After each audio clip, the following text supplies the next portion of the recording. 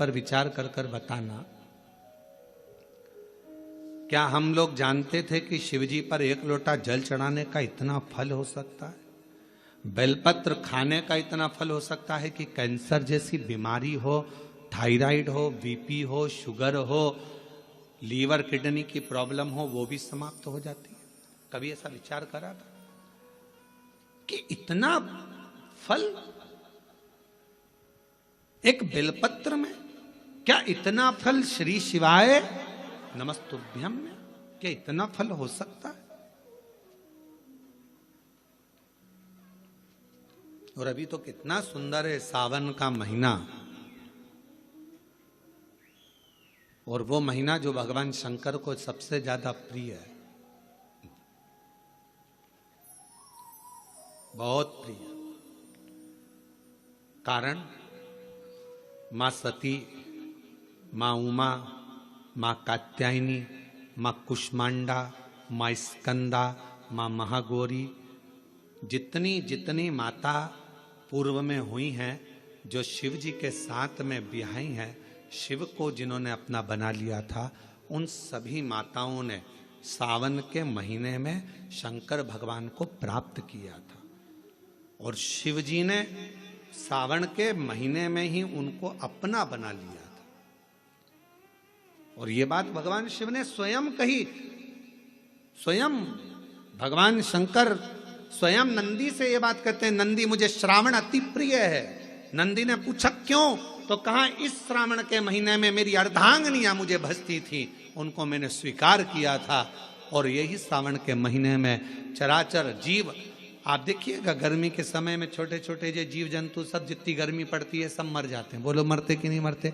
अभी बारिश चालू हो गई, बारिश चालू हो गई तो तुम्हारे घर में ऐसे बारीक बारीक नए नए डिजाइन के कीड़े मिलेंगे, और तुम सब टेंशन में रहती हो उस कीड़े के चक्कर में। वो घुस गया, वो वहां से आ गया, ये छोटा सा, इतनी डिजाइन का, उनकी पीठ का कलर अलग देख लो, उनके पंख का कलर अलग देख लो, उनकी इल्लियों को, छोटी छोटी इल्लियों को अलग से देख लो, केचुआ देख लो, केचुआ की भी वैरायटी अलग है, कोई सफेद केचुआ, कोई काला केचुआ, कोई गुलाबी केचुआ, कोई कत्था, कितनी डिजाइन।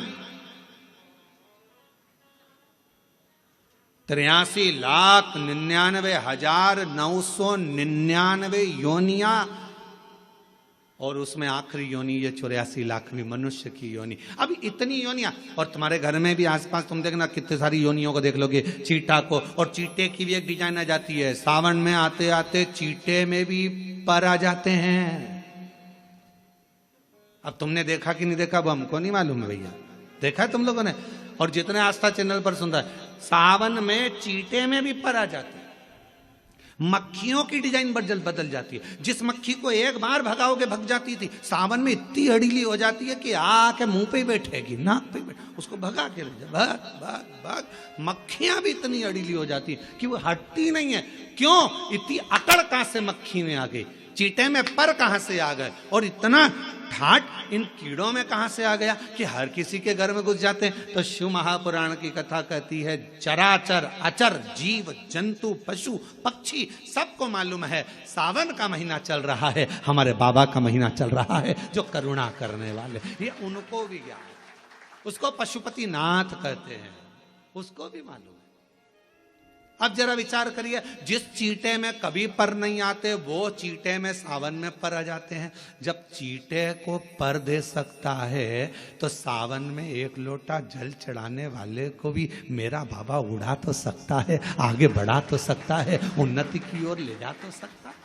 वो शिव तत्व है।